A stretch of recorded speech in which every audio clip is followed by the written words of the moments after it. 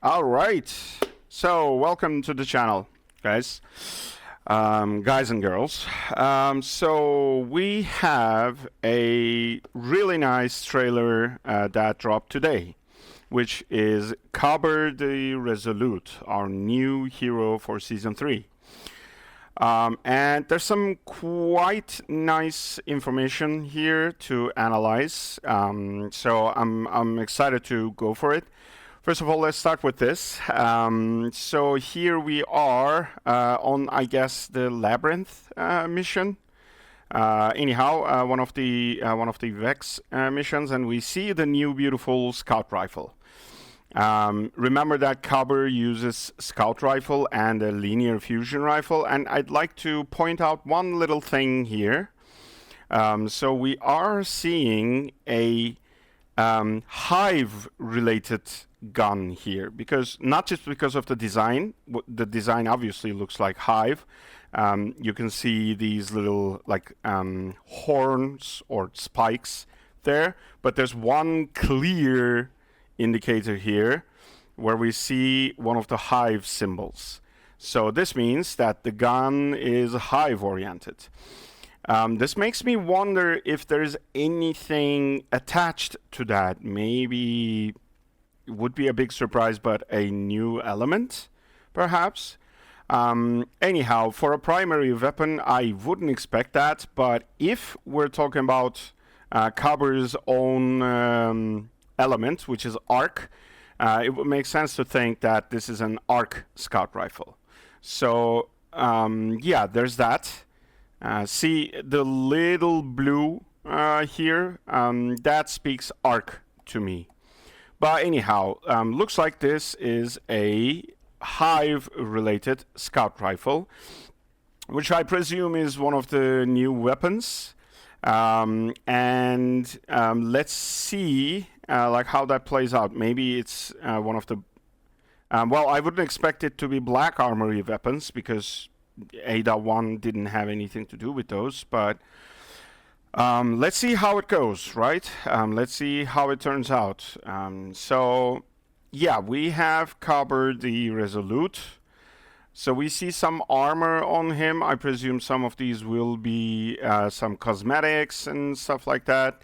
And then again here we see the clear hive indication and some green glow coming from here, which is again an indicative of hive. Looks like when we zoom in, when we are ADSing, that symbol disappears. I don't know if it entails anything exactly, but also looks like this can one-shot any goblin. Of course, I don't know the power levels here, obviously, but they're also showcasing non-ADS shot, including also an ADS shot. I don't know what to make of that exactly, but maybe there could be some parts to this gun where when you're hip firing, there's something that happens, and when you're ADSing, there's something different happens. Could be. It also seems to me like there's like pretty much automatic aim, if I'm not mistaken, because we're aiming, like if I center my mouse to the center of my screen, which I think around here, well, that's pretty far from a precision hit. If I'm not making this up, let me like back away to try and gauge the center of the screen. In fact, I do have power tools. Maybe they could help me identify center of the screen. But anyhow, looks like there might be some aiming help here. But regardless of that, the gun looks definitely cool. Very cool, actually. The looks are pretty nice. I don't know what this glow is about. Maybe the gun has some perk that activates and then makes it glow. Like some buff is active, so it's glowing for whatever reason. I don't know if it did spread some arc damage to the goblin behind. Looks like it did not. So if we... Alright, so yeah, this doesn't seem like it's conducting any damage to background, which says to me that perhaps... I was thinking like maybe this is something similar to what Ning Fei does, but perhaps it's not. Alright, beautiful stuff. So let's move forward to the skills, because we're gonna see some of them. Here we have a big laser. Why not? This looks like the, what was the name? The Warlock skill from Destiny 2. Chaos Reach, I think. Yeah. So this looks like the Chaos Reach, which was a beautiful skill when you got to use it. So let's see some bits about that. Alright, so it looks like you can target this because it starts at the... yeah, it starts at the leftmost... it's hard to catch here. Let me try to catch that. Yeah, it starts at the left goblin, as you can see, and then it jumps to the center goblin. So it looks like we can potentially target this. There we go, I caught it. So, yeah, we're aiming like almost to the same spot, but the guy is moving from left to right. Is it because it's dead? Maybe. So it's probably auto-targeting only alive enemies, which would make sense. So we have a big laser. We have a shield here, which which looks pretty similar to what the original Kabr has, but you know, the original Kabr one looks more like a Titan shield from Destiny 2. But this looks different. This looks more like the giant shield Rossi uses. And looks like it can be broken because it gets damage. And as it gets damage, it cracks. It shows additional cracks on top of it. See? These are the additional cracks and they stay. So I think... this guy can get damaged and can be broken. But also it looks like we can fire through it. I'm not sure about that, but I think we can. Is there a fire going on? I'm not sure. But yeah, there is a big shield, presumably. So once we pop that shield, I think we should be pretty safe behind it. I don't know how safe. I don't know if it's as safe as Maru's shield, for example, which is indestructible. I don't know if it will be as valuable as that, but obviously putting this guy and then being able to move, like being mobile and being able to shoot while the shield is up, is a big plus. And then we see our beloved, beautiful Arbalest. That gun's a big favorite for me from Destiny 2 times. I don't know how many times I've cleared 0 hour with that, for example. Especially when soloing, Arbalest was a big thing for the shields. I mean, it was a choice. It was not the best choice. Frankly, there were a lot of best choices. But yeah, Arbalest was really, really good back in Destiny 2. So... here, I don't really know it. Well, I do actually, if I think about it. Arbalest is going to be a power weapon, I think, here. Unlike Destiny 2. So, because he uses a scout rifle and a linear fusion rifle. Well, linear fusion rifles, almost all of them are...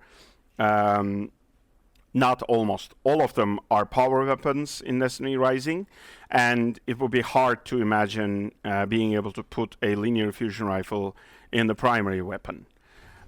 That would break a lot of things. So, we have Arbalest. And as we can guess, Arbalest is smashing through the enemies. Look here, the charging happens similar to Destiny 2, and it's one-shotting goblins. Well, yeah. Why not? Well, there's a headshot there. You know, goblins have this thing where you shoot the head comes off. Even if it's normally a one-shot kill. If you shoot just the head will pop off and the body will stay. And then we see the finisher, of course, the beautiful, beautiful finisher. And now there's this big superhero landing with a giant smash, giant thunder smash, and this big shield with the big laser. So very clearly the shield is from the actual skill and the actual gameplay. I don't know if this is from the actual gameplay, but that line over there, the thunders here, is probably what he says when he activates the super. Just like Jaren says any last words, for example, when he uses the high noon duel. So I think this is his super. But I don't know if it is a super this complex, which would be amazing, actually.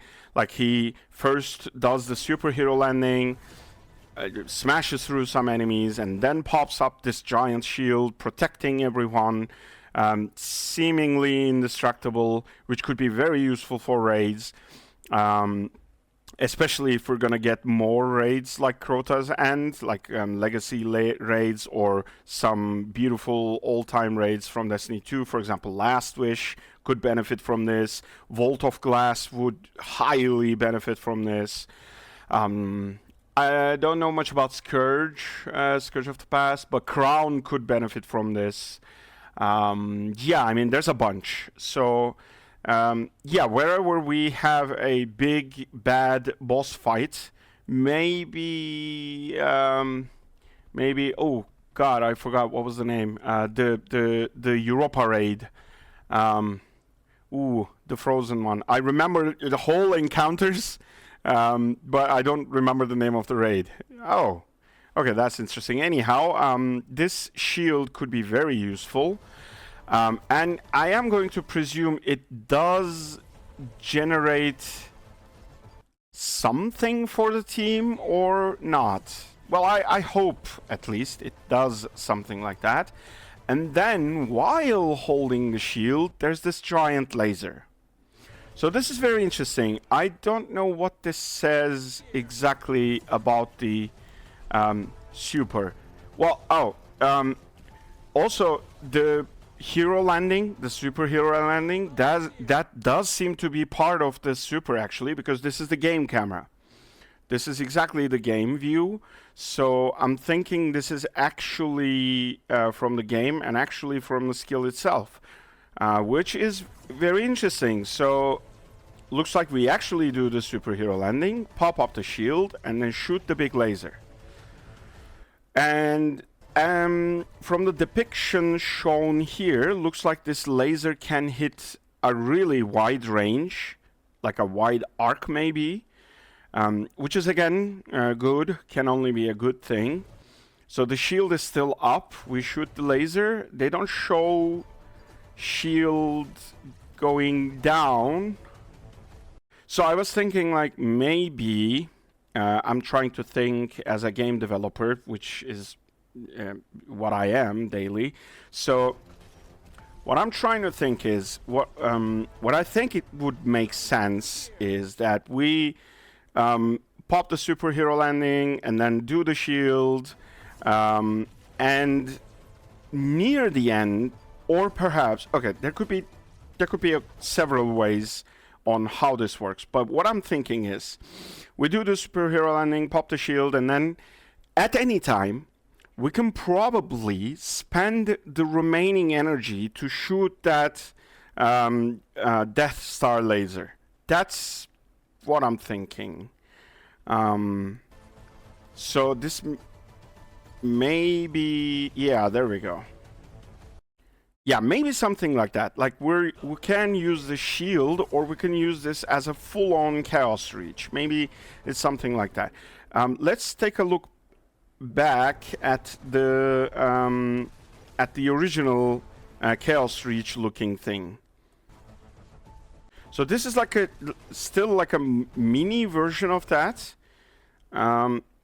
I am going to think that this is also a shield. So while doing the Chaos Reach, you're maybe protected. I don't know if I'm seeing any screen shakes because of getting hit. Let's check that. There is a hit. I think this is a hit to the hero, and it does hit. It does seem to be hitting the shield itself. So this is also a protection, which I think... Oh no, that maybe is not a hit.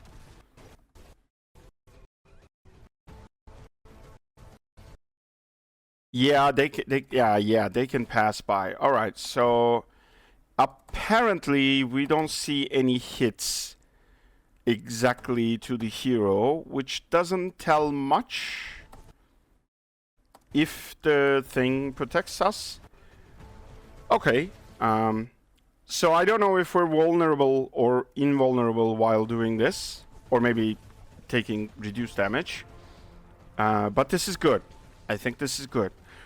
He looks like a very versatile hero, honestly. Like, there's a lot to talk about. Given that he's a mythic hero, he's gonna have some very useful scenarios, I think. Well, Arbalest is one to talk about, so I'll get to that in a bit, but he overall, in terms of skills, he looks like a very versatile hero. Let's think about how to... So, for example, let's imagine this guy in the Expanse. Where we had Hellhest in the last season, for example, blazing through enemies and like getting boss healths melting down. So in an Expanse scenario, I think a shield is extremely useful first. Like that is out of the question. Like a shield that is potentially indestructible, or at least indestructible for a time, is invaluable. If he has some way to heal himself, it's a pretty basic strategy to just pop the shield, wait behind it, and find a way to heal yourself to just stay alive during the heavy hitting Expanse. And then, obviously, the big shield with the super can probably also be used to heal yourself, just to heal yourself, or just to stay alive. But this also, especially the width of the shield, speaks very much about like your allies. So this guy can easily protect your allies. So in a three light bearer activity, I think. Well, let's think about Calamity, for example. Calamity isn't a really demanding activity if you're not going for Overseer or Master, perhaps, which I do. But it's not such a demanding activity. So this tells me that this is more suited to perhaps Grandmaster. For example, let's think about the strike where you have the Vex boss and the Vex pull at the end. I'm trying to remember the name. What was it? Not the Pit, not Fulminator. Can't remember the name of it. But anyhow, I'm talking about the one where you go through the Vex data clusters, and then you have two Shinkas at the center, and then there's a Sphinx showing up after you kill the two Shinkas. I'm talking about that one, where there's also a Sparrow thing where you go through the Vex data clusters. So in that strike, particularly in its Grandmaster version or in its Calamity version, this shield can be very useful to keep your teammates alive, especially when those Cyclopses just like bomb you with those really hurting shots. This is good. And this can be also very useful against piercing Shinkas, where your teammates just... Oh yeah, that can be a very useful case, actually. Let's imagine a case where you don't have any piercing weapons, so you have to get rid of piercing Shinkas by just simply brute forcing their little fruit up top. Well, this can be easily useful to prevent those exploding thingies that come at you when you shoot the fruit. So basically you can be safe while killing those Shinkas with any weapon. This can also be very useful when we have that modifier where we have 6 sided bubbles pop up in the air and then they shoot at you, which are very dangerous, especially in Calamity. I think they only exist in Calamity, but anyhow, this shield can be useful there as well. So yeah, pretty versatile character, I say. I do see quite a lot of uses in Calamity. And let's talk about one of the best comebacks from Destiny 2, the Arbalest. Well, this is big. This is very big. If Arbalest works almost exactly the same as Destiny 2, of course with some additions via the Catalyst branch,